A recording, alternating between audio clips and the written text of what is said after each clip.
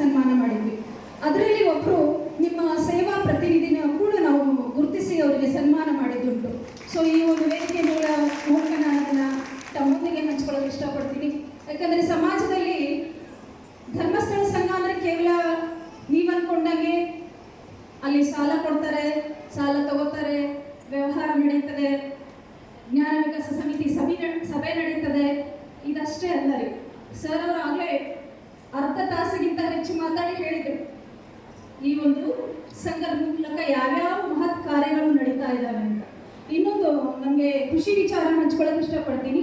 ಈ ಒಂದು ಪ್ರಸಕ್ತ ಸಾಲಿನ 2025ನೇ ಸಾಲಿನ ಡೈರಿ ಏನಿದೆಯಲ್ಲ, ಮೊಟ್ಟ ಮೊದಲನೇ ಡೈರಿ ಕಲಬುರಗಿ ಜಿಲ್ಲೆಯಿಂದ ಮೊದಲು ನಾನು ಪಡೆದಿದ್ದು ಅಂತ ನಾನು ಬಹಳ ಖುಷಿಯಿಂದ ಹೇಳ್ಕೊಳ್ಳೋಕೆ ಇಷ್ಟಪಡ್ತೀನಿ. ಸೊ ಅದರಲ್ಲಿ ಎಷ್ಟು ಸಮಗ್ರ ಮಾಹಿತಿ ಕೊಟ್ಟಿದ್ದಾರೆ ಈ ಒಂದು ಗ್ರಾಮಾಭಿವೃದ್ಧಿ ಯೋಜನೆ ಬಗ್ಗೆ ಅಂದರೆ, ಅವರ ಬ್ರಾಂಚಸ್ ಎಲ್ಲೆಲ್ಲಿದೆ, ಯಾವ ರೀತಿ ಕೆಲಸ ಮಾಡ್ತಾ ಇದೆ, ಹೆಗಡೆಯವರ ಜೀವನ ಚರಿತ್ರೆ ಬಗ್ಗೆ ಕೂಡ ಇದೆ. ಅದನ್ನೆಲ್ಲ ನಾನು ಕಂಡಿದ್ದೀನಿ. ಬಹಳ ವಿಶಿಷ್ಟವಾದಂಥ ಡೈರಿ. ನಂಗೆ ತುಂಬ ಖುಷಿ ಆಯಿತು.